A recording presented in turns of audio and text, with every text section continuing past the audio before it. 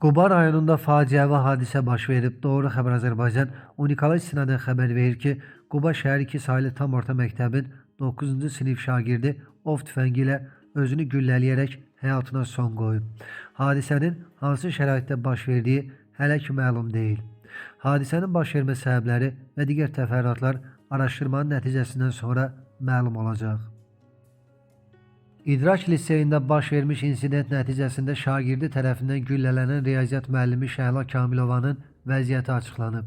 Kliniki tibbi mərkəzdən bildirilib ki, onun müalicəsi hazırda davam etdirilir. 1997-ci il təvəllüdlü şəxsin müalicəsi Kliniki tibbi mərkəzin neyrocərrahiyyə şöbəsində davam etdirilir, vəziyyəti stabildir. Xatırladaq ki, fevralın 6-sında Bakıdakı İdraç liseyində onun sinif şagirdi atasının ov silahı ilə öz riyaziyyat müəllimi Şəhla Kamilovanı güllələyib. Faktla bağlı cinayət işi açılıb, hadisəni törətməkdə şübhəli bilinən şagird həbs olunub.